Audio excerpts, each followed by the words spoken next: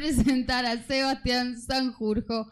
Sebastián es sociólogo por la UBA, pero más allá de su formación académica, un militante de lo que fue un espacio de pensamiento nacional, de revisionismo histórico, de producción política también en nuestro país, muy importante, la Discépolo, conducido por Norberto Galazo, gran historiador, gran pensador. Bienvenido, Sebastián, gracias por acercarte a Nodal. Bueno, muchas gracias.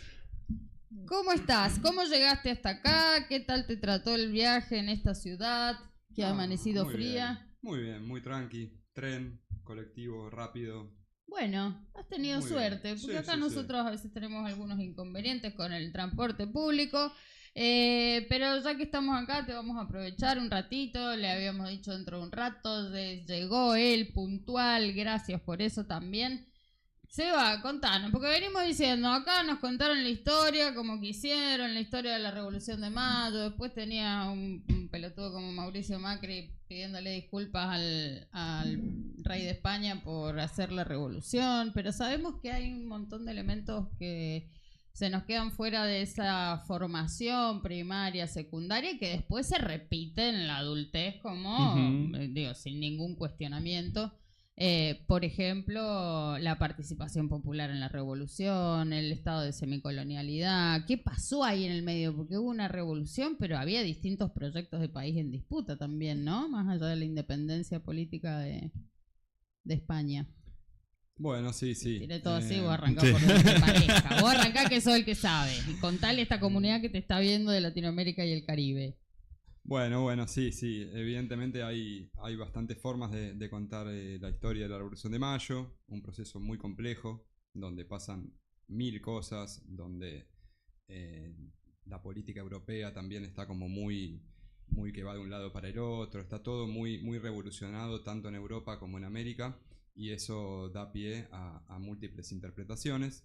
En general, uno tiende a englobar esas interpretaciones bajo el mote de historia oficial y revisionismo, pero en realidad, bueno, cuando uno se mete un poco más y trata de ver un poco más a fondo, se da cuenta que la historia oficial tiene como distintos expositores, exponentes, donde no todos dicen exactamente lo mismo, y pasa lo mismo con los revisionismos, ¿no? En donde hay distintos revisionismos y no todos son lo mismo. Bueno, desburranos, porque para mí todo, ya con que sea revisionismo me sirve, ¿viste? Con que critique la historia oficial me sirve. Claro. La historia oficial es, como digo, es medio una generalización que se hace y se pone ahí como al primer historiador, en general canónico, que hubo en Argentina, que fue Bartolomé Mitre, que a la vez fue un representante de un proyecto político muy claro de Buenos Aires, de sectores de poder de Buenos Aires, en general contra las provincias, y tomó un rol muy activo en las largas décadas de guerras civiles que hubo en Argentina, en el Río de la Plata, en todo momento.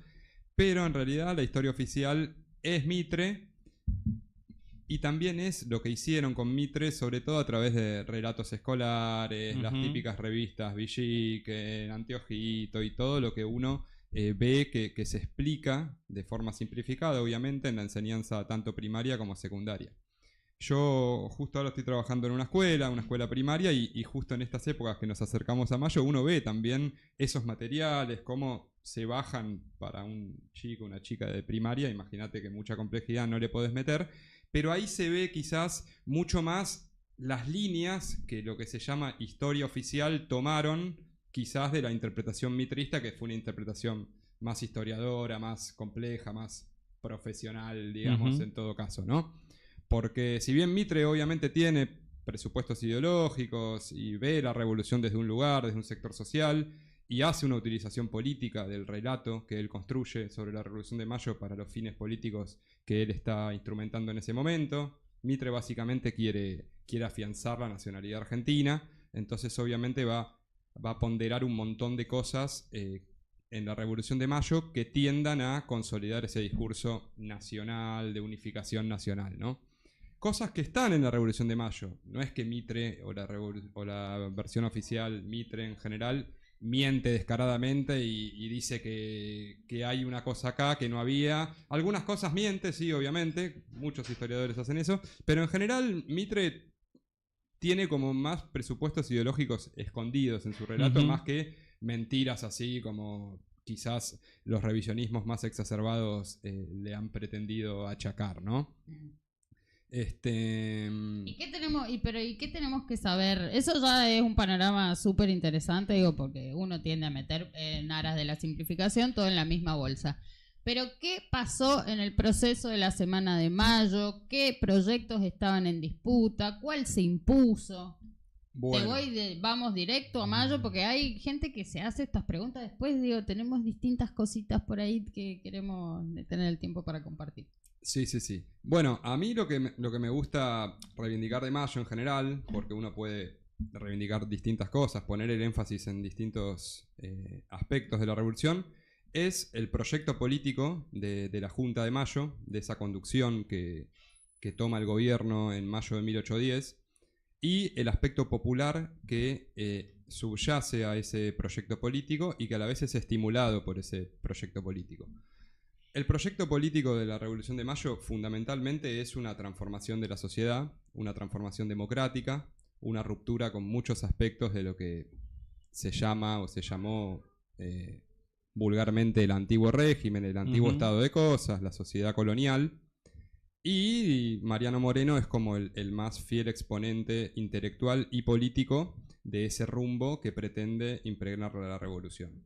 Mariano Moreno conduce muy poco tiempo la revolución, una suerte de unos pocos meses, pero en ese momento Mariano Moreno logra un apoyo popular muy importante. Cuando digo apoyo popular, no me refiero solamente a los sectores populares que en Buenos Aires presionan al virrey y al cabildo para un cabildo abierto y la toma del gobierno, sino a toda una cuestión de efervescencia popular que había en general en todas las provincias unidas en ese momento, y que Mariano Moreno, con distintas circulares desde la Junta y convocando al armado de ejércitos y a sumarse a lo que él llamaba la causa o el nuevo sistema, él logra, bajo el pretexto de nuevas milicias y de defensa de la patria, de la nación, que ya son palabras que usa Moreno, él logra tener un gran anclaje popular. Después está el anclaje popular propio de la Semana de Mayo, que tiene como distintos vertientes. Una parte de la popularidad viene de las milicias que comanda Cornelio Saavedra, que es toda una participación popular que se empieza a gestar con el rechazo a las invasiones inglesas, que gana digamos, lugar los comandantes criollos en detrimento de los españoles a partir de esa gesta. Toda esa milicia popular que conduce Saavedra mantiene a Liniers en algún momento, en algún punto trata de resistir la llegada del virrey Cisneros, después no, pero hay como una gran participación popular ahí de las milicias, y después hay una gran participación popular de lo que se llamaron los chisperos, que es una suerte de una parte del pueblo armado también, que no está organizado en términos jerárquicos o castrenses o militares como era el cuerpo de patricios que comandaba Saavedra. Esta participación popular de los chisperos podría suponerse como una de las razones que explican por qué la Junta de Mayo, apenas toma el gobierno, la conduce la fracción de Moreno, la más revolucionaria, la que quiere una transformación más radical de la sociedad, y no quizás la de Saavedra. Yo considero que no hay aún un gran estudio de esos chisperos, como que en algún punto están medio romantizados en algunos relatos. French y Beruti, digamos. Exacto, ¿viste? Están como... Repartían escarapelas. Se mezclan mucho en los actos escolares con la comida, con lo que repartían, con esto, con otro. Pero la cuestión es que ese grupo existió, fue una base popular y militar sobre todo de la Junta de Mayo. Y estaría bueno en algún momento tratar de estudiarlos más profundamente. Pero más allá de ese apoyo popular que pudo tener en mayor o menor grado la fracción morenista, y más allá del apoyo popular o de la popularidad que implicaban las milicias de Saavedra, la realidad es que cuando yo quiero denotar el carácter popular de la Revolución de Mayo, me refiero a la efervescencia popular que había en los pueblos en general y que excedía a Buenos Aires, ¿no? Y a cómo cuando la Junta de Mayo toma el gobierno, eso como que estalla, como que ya estaba subyacente y de repente explota, y los pueblos en general empiezan o a adherir a la Junta de Mayo de distintas provincias o a adherir al bando realista, que se va acantonando en distintas provincias, con distintos personajes, y cómo la Revolución de Mayo, lejos de ese relato idílico de la historia escolar, de la historia oficial, de libertad, de independencia, de este vaciamiento de esas palabras, en realidad es una revolución profunda, una revolución en el sentido más profundo de la palabra, donde la sociedad se arma y se enfrenta por distintos proyectos políticos con un grado de participación popular que, al menos en Buenos Aires, yo no sé si se había visto en años anteriores. Entonces, a veces se tiende a pensar que fue una revuelta de patricios o una disputa de poder en el Cabildo de Buenos Aires por ver quién gobernaba, qué sé yo, y en realidad eso fue simplemente una forma superestructural o institucional de la revolución,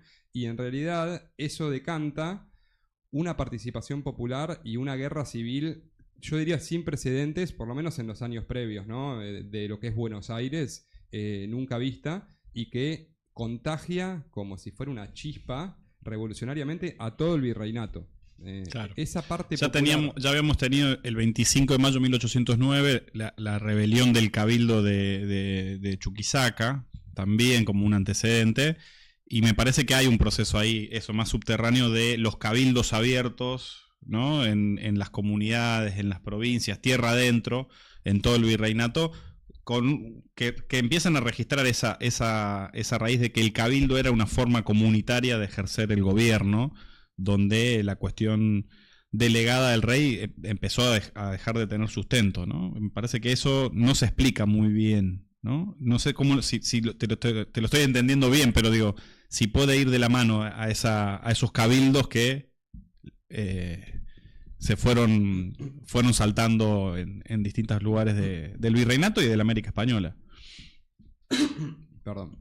Sí, la cuestión de los cabildos, la cuestión organizativa de la tradición española tiene mucho que ver en esta participación popular que se verifica, no solo en la Semana de Mayo, ya venía todo el siglo XVIII en América Latina, es un siglo muy convulsionado, con revoluciones, rebeliones en términos de negritud, de independencia, de un montón de cosas. Entonces es muy distinto lo que pasaba en América Latina a ese relato que a veces uno ve de la siesta colonial, la tranquilidad de la época colonial, ¿no? Estaba todo bastante más agitado que lo que pareciera, y la Revolución de Mayo es un catalizador terrible de eso.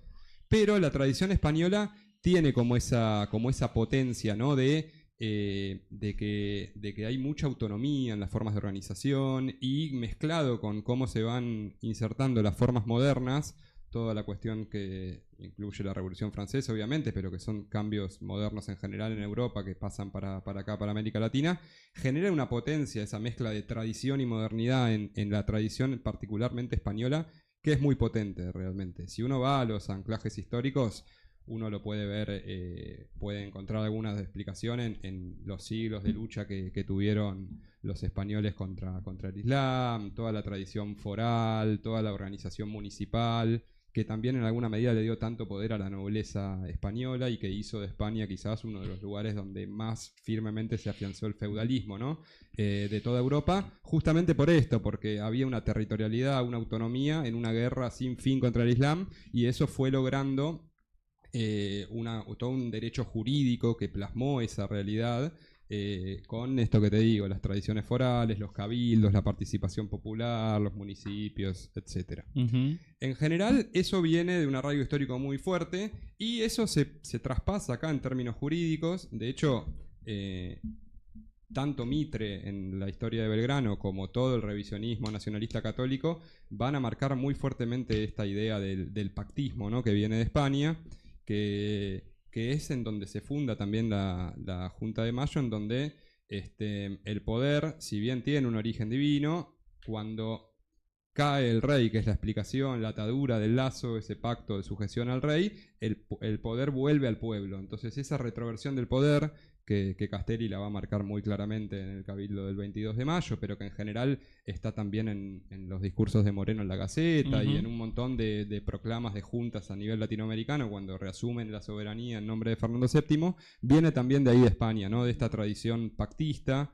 Los más católicos van a decir que se reduce a Francisco Suárez, que fue un jesuita de la neoescolástica española, que fue quizás el que más lo teorizó, el que le dio quizá una salida más subversiva, si se quiere, o más participación o intermediación humana le dio ese poder divino en el pacto de sujeción, pero la realidad es que eso viene de una historia española de antigua data, ¿no? Uno lo puede ver también en Vitoria, Francisco de Vitoria, un fraile dominicano anteriormente a Suárez, y así podemos irnos mucho, mucho para atrás en la Edad Media y encontrar, digamos, esa lógica de intermediación humana en la constitución de gobiernos y en la constitución de potestades o de autoridades gobernantes, ¿no? Y en torno a la Revolución de Mayo y a los chisperos y a ese núcleo más revolucionario, más lanzado, más arrojado, ¿qué se puede decir? ¿Qué se puede decir de Moreno y su plan de operaciones? ¿Qué se puede decir de la máscara de Fernando VII? ¿Eso fue tan así?